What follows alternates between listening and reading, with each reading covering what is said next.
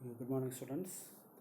Okay, today in our e-commerce course, we can see the critical factors. Okay, here in our electronic actions, there are four major factors which we have to characterize the electronic actions, and at least one of these factors will be present when an electronic action will appears. Okay, the four factors are perishability, scarcity, goods that may be moved electronically, and goods that are geographically constrained. Okay, these are the four things what we have seen here, going to see here. Okay, and let us see what is perishability. Okay, it is a valid factor.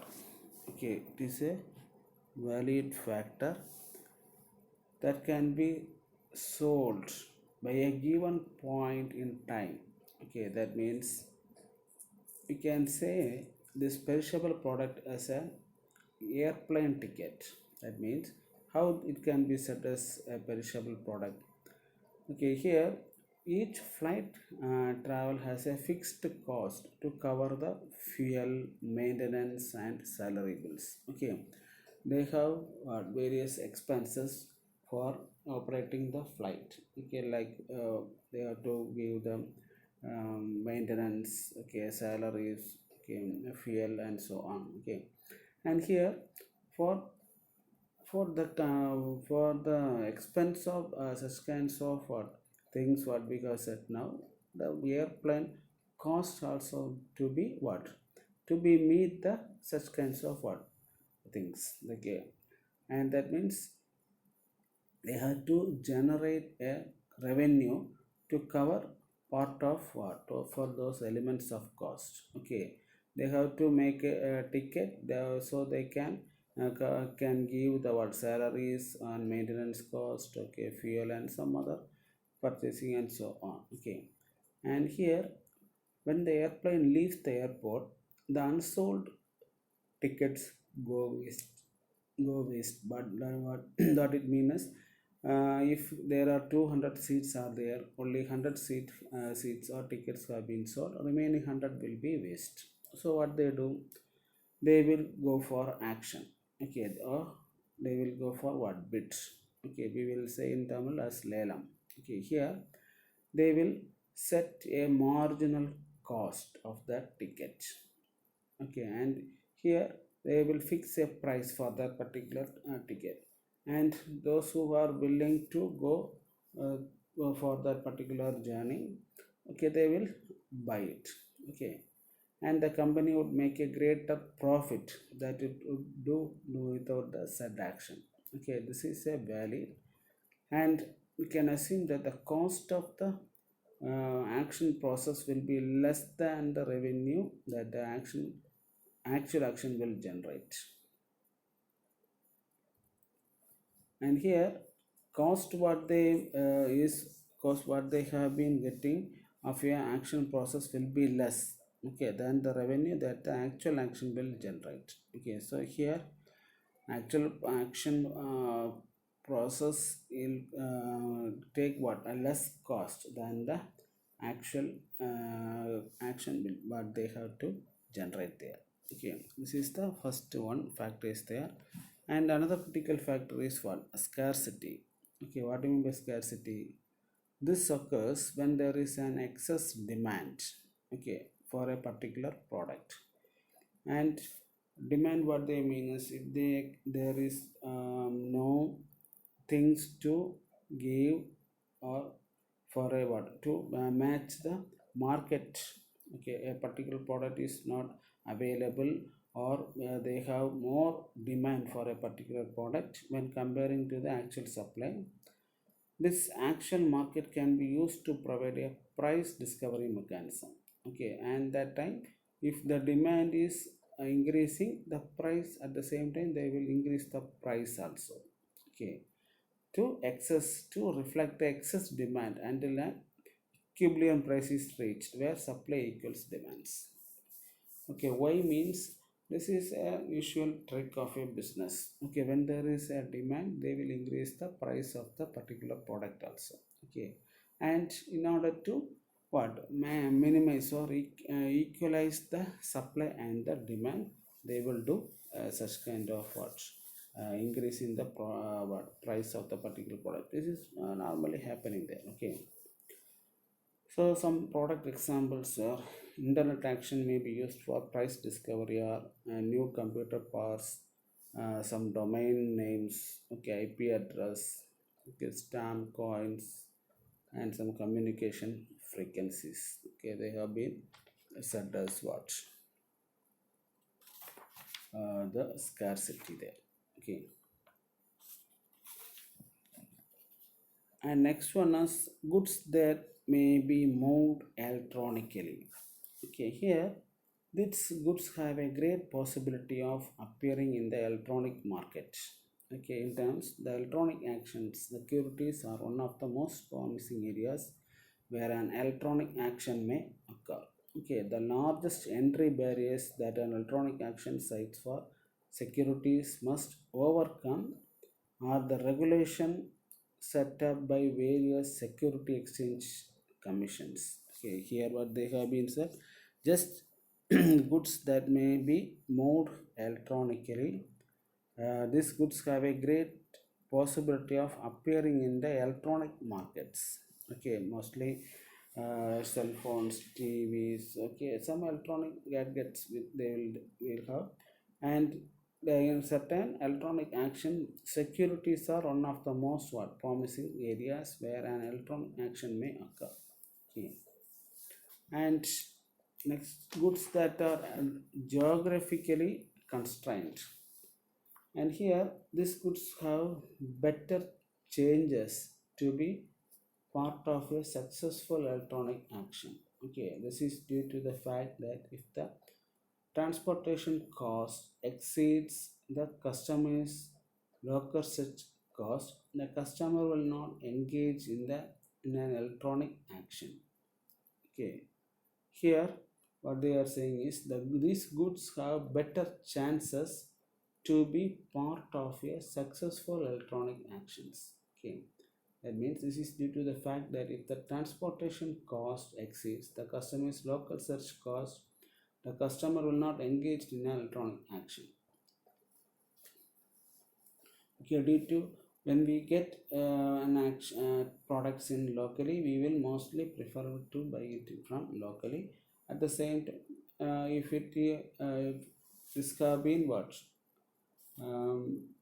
some at the same time, if we are going to buy some far away from our home to buy some products, it will be convenient to use what electronic action. Okay, that is due to the fact of transportation. We if there is what it will take more time and charges to for transportation to go one place to another place to buy a product. Instead we can what look at a what a local search cost. Okay, whatever we have, we can from the electronic items we can search by the nearby what area what we have, and we can have an what we can engage in an what an electronic action therefore. Okay, and that's kinds of goods that they will be sent through electronically. Okay, so whenever they have the goods what we have been sending is what constraint, it is not a matter there. Okay, next one is what e-government. What do we mean by e-government? Nothing but all the things what they have been the government have been done through the what e-government. Okay, that means they are calling upon actions or bid for example for construction of roads, bridges, railways, or any other new things they have to construct. They will go forward through the e-government. Okay, and so let us see how the transactions and communications have been provided using the government services.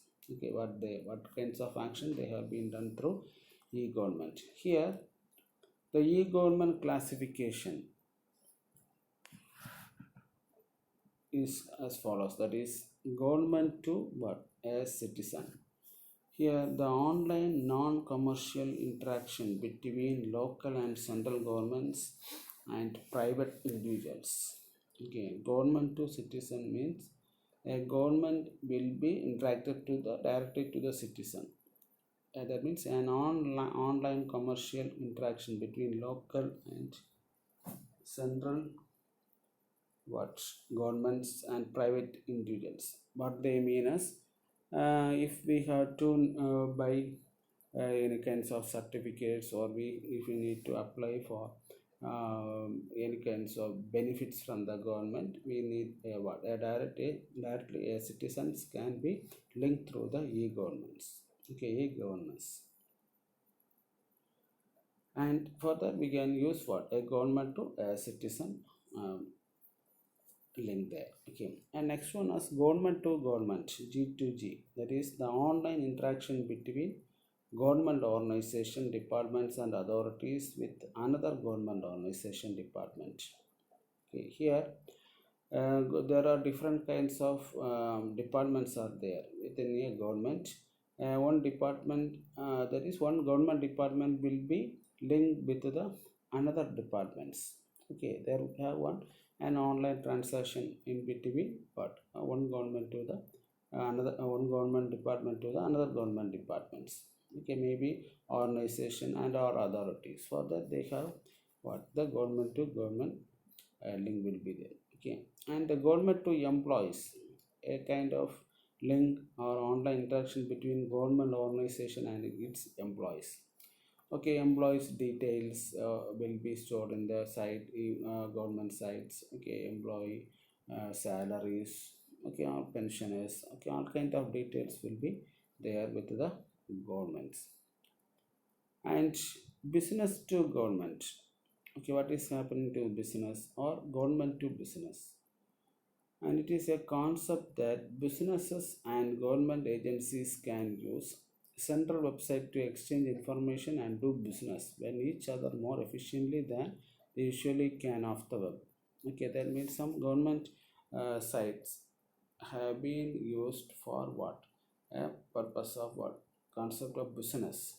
Okay, that means some agencies which they will use some websites to exchange information and do business with each other, which is more efficiently than they usually can off the web. Okay, here so this kinds of what, business to government or government to business have a link between one concept to, or that is a business to the some other government agencies. Okay, so this is the thing what they have been said in the what, e-government. These are the various classification which have been given there. Okay, next we can see the aggregator model. Okay, what is an aggregator model? Here aggregator model, it is a classic wholesalers and retailers of goods and services which are increasingly referred to as e-tailers. Okay, we can say this aggregator model as what, e-tailers. That is, sales can be made based on list prices or through actions. Okay, that is, the wholesale and retailers of goods and services are referred to as what, e-tailers. In here, sales will be made of the list of prices and through what actions. What is the price of the particular product, and by through actions they will fix it. And in these cases, the goods and services are unique to the web and do not have a traditional brick and mortar statement storefront. Okay, here a figure have been given. This figure represents a traditional brick and mortar business model. Okay, here let us see how this work. Here on the left hand side we have the producers, and from the producers the wholesale buyers will buy it, and from there they will distribute. Distributions will be there, okay, where they will distribute to the stores, okay, particular stores. From the stores the customer will buy it. Okay, this is happening as in a traditional what business model. Okay, that means we are going to a shop and buying some things. Okay, the shop, what it means as the store. Okay, we are the customers, and from where the products will get to the come to the store, it will come from the distribution area, and from the distribution there will from the wholesale buyers will buy the product from the directly from the producers, and they will distribute to the store, and from the store we will the customers or the consumers will buy the product. This is the traditional business model. Okay, but at the same time let us see some of the what for aggregators model. Okay, following us some of the aggregate model here. We have the virtual merchant. Okay, here this is a business that operates only from the web and offers either traditional or web specific goods and services. Okay, this is a business that operates only from the web and offers either traditional or web services. The method of selling may be by list price or action. That means some kinds of things which will be offered on the websites. That means Amazon, okay, Flipkart, and so on. Such kinds of things which will be displayed virtually. The products or items, okay, or materials will be displayed virtually in their site. From there, what they will we have to order it.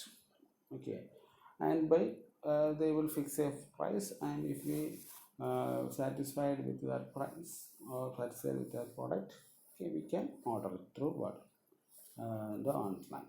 Okay, that is a kind of what one kind of aggregator model.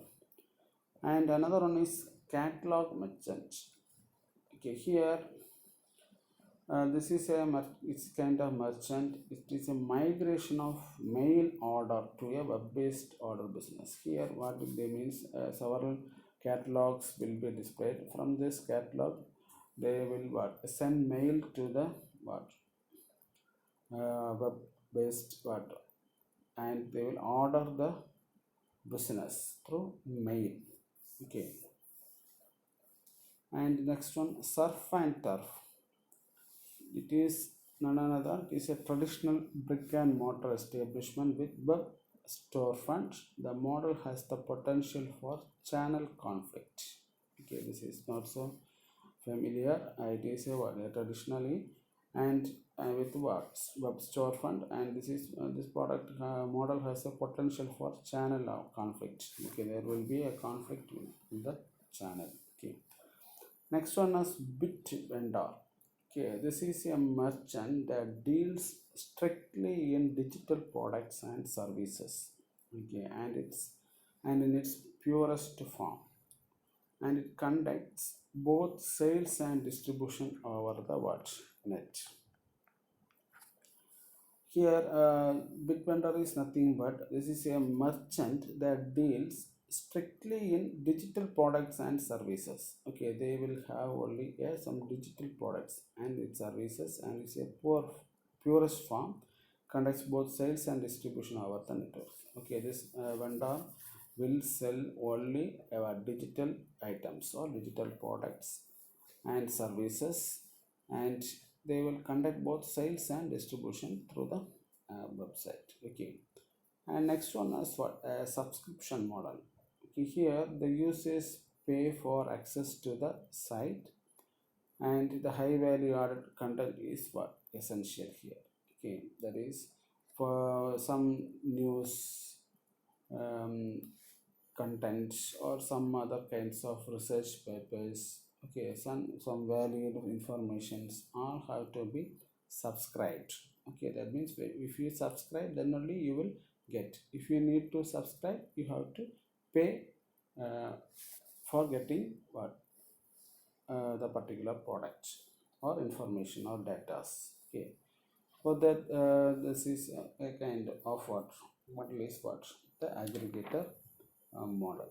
Okay, and here let us see in the next class what the aggregator model will do. Okay, in between a sellers and the buyers, what they will do. Okay. Okay, today we can conclude today class. Okay, next class we can see the remaining of this aggregator model. Thank you.